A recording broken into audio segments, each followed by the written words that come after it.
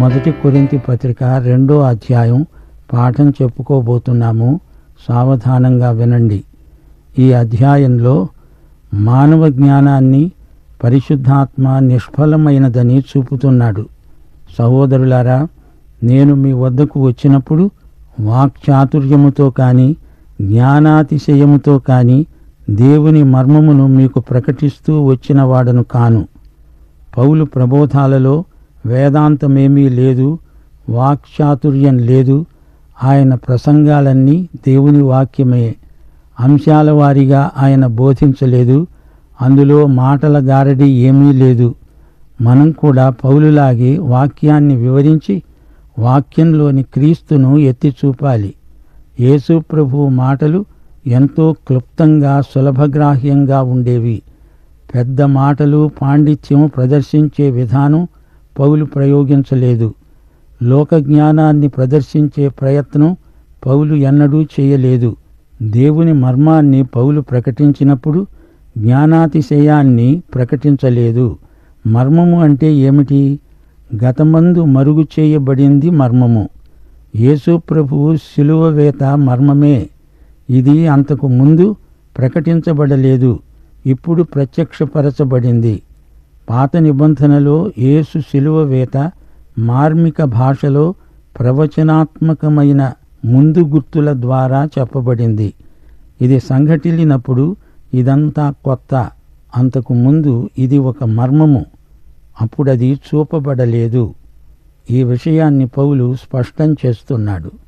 అంటున్నాడు, నేను యేసుక్రీస్తును అనగా సిలువ వేయబడిన యేసుక్రీస్తును తప్ప మరి దేనిని మీ మధ్య ఎరుగని వాడనై ఉంటాను అని నిశ్చయించుకున్నాడు. వేదాంత చర్చలకు వాదోపవాదాలకు పౌలు విముఖుడు.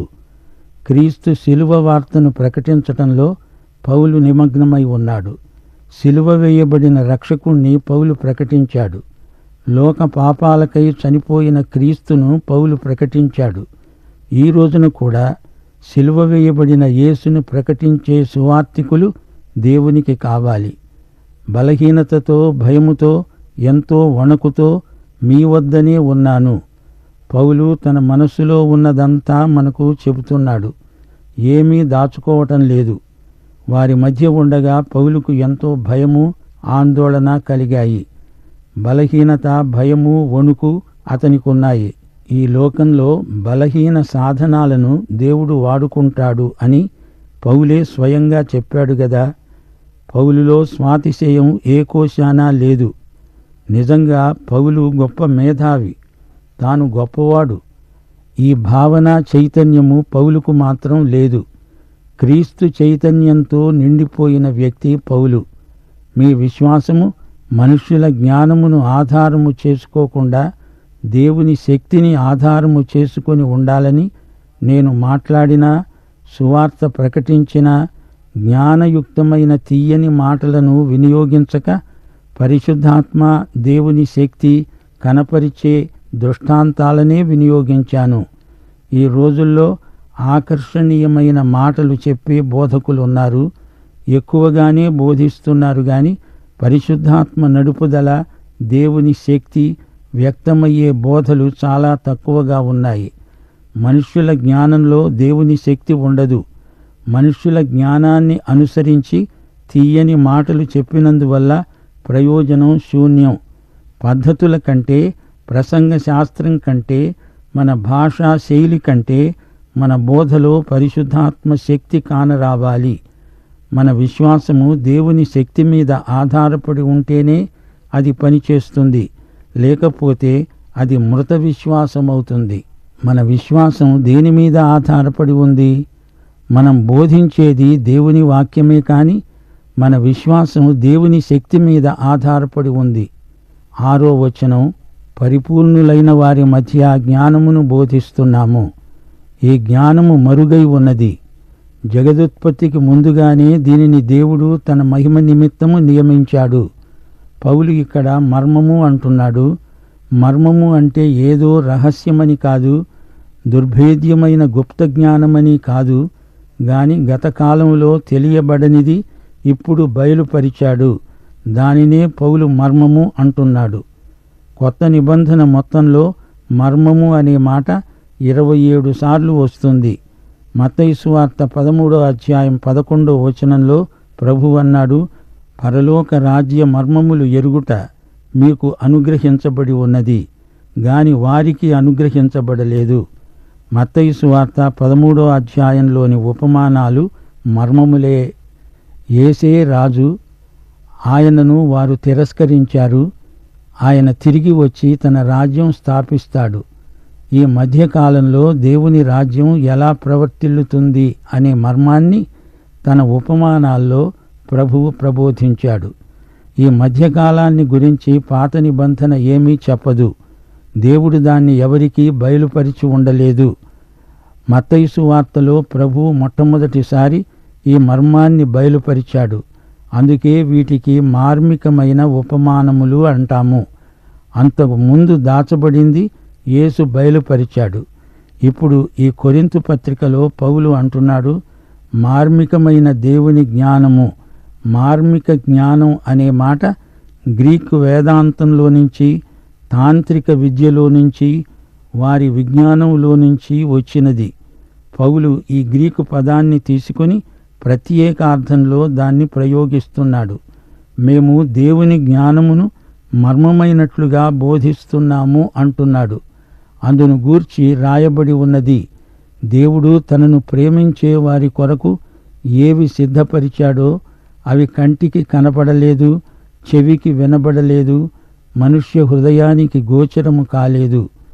దేవుని విషయాలు మానవ మాతృలు కంటితో చూడలేరు, చెవితో వినలేరు. వివేదాలతో, తర్క వితర్కాలతో, ఆలోచనలతో దేవుని వాక్యాన్ని మానవుడెవడూ గ్రహించలేడు, అసాధ్యం. మరి దేవుని సంగతులను మనం ఎలా తెలుసుకోవాలి?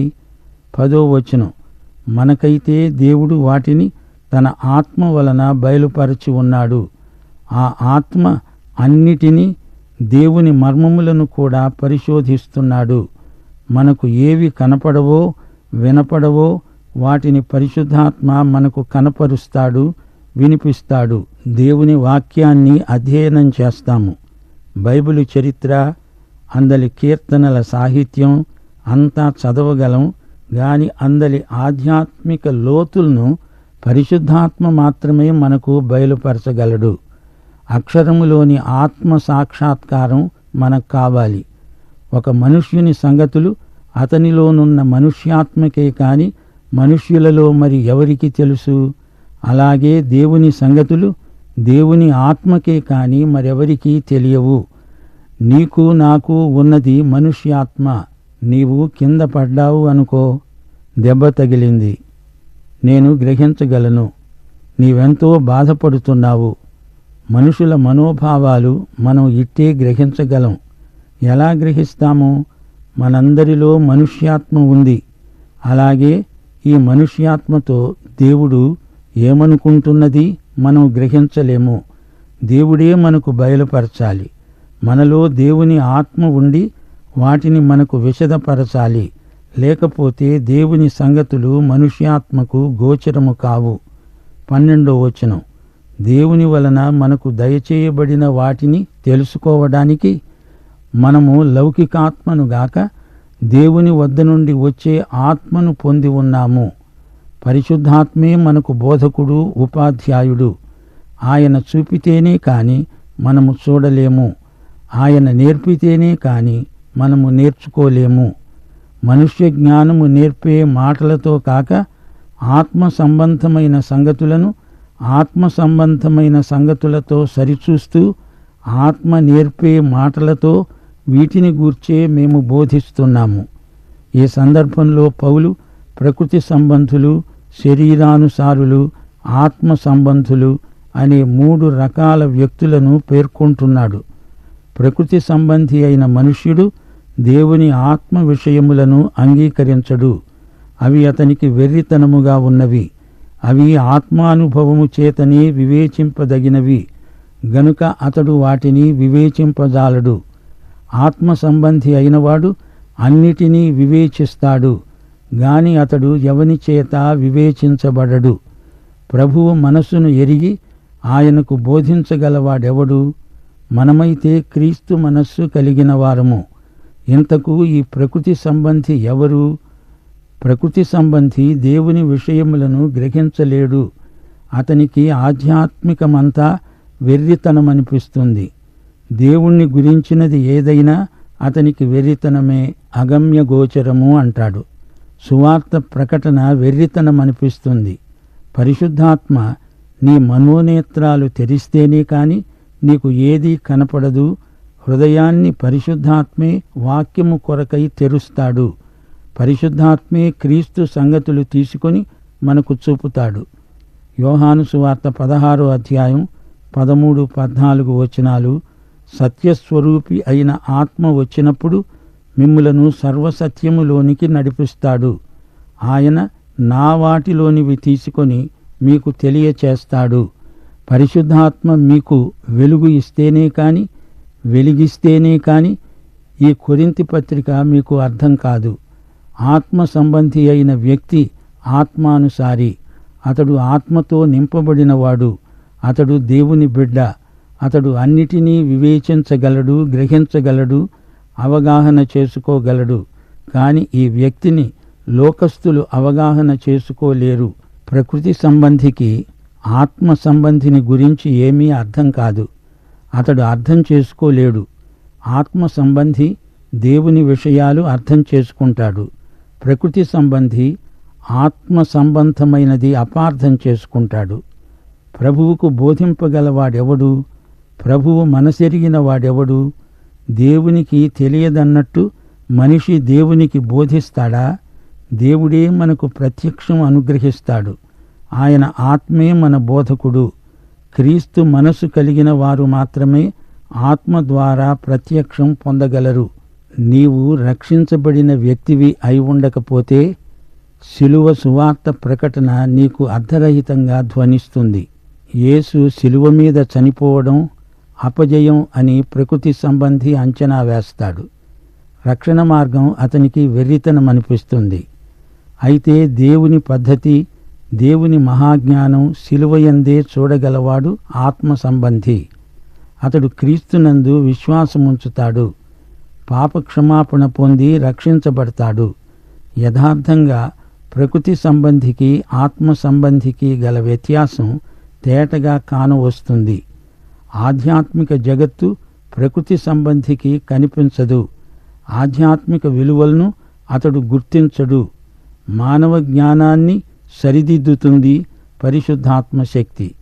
ప్రకృతి సంబంధికి ఆత్మ సంబంధికి ఎంతో వ్యత్యాసముందని పౌలు నిరూపిస్తున్నాడు. ప్రకృతి సంబంధి ఆదాము కుమారుడు. పాప స్వభావంతో ఈ లోకంలోకి పుట్టాడు. చెడుగు, పాపం చేసే స్వభావం అతనిలో అంతర్గతంగా ఉన్నాయి. ప్రకృతి సంబంధికి మొదటి పుట్టుక ద్వారా సంక్రమించిందంతా పాపమే. ప్రకృతి సంబంధి మంచిది చేసినా అతని ఉద్దేశ్యాలు మంచివి కావు గనుక అతని క్రియ కూడా దేవునికి విరోధమే అవుతుంది. రక్షించబడిన తరువాత కూడా మన ఉద్దేశ్యాలు, పద్ధతులు పవిత్రంగా ఉండేట్లు చూసుకోవాలి. ఆత్మ పరీక్ష చేసుకోవాలి. దేవుని ఆత్మ విషయాలను ప్రకృతి సంబంధి స్వీకరించడు. అవి అతనికి వెర్రితనం. ప్రకృతి సంబంధులెందరో ప్రజాసేవ చేయాలని పూనుకుని స్వార్థపరులై తమ సేవా జీవితంలో విఫలులైపోయిన వారున్నారు. సమస్యలకు ఆధ్యాత్మిక పరిష్కారం కనుగొనలేకపోతున్నారు.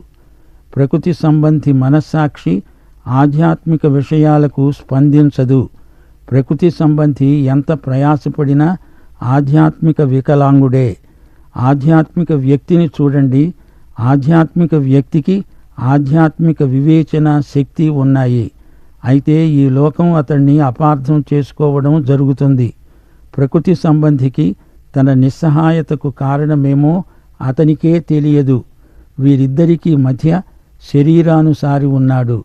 ఈ వ్యక్తిని రోమాపత్రిక 7వ అధ్యాయంలో మనం చూచాము. జ్ఞాపకముందా?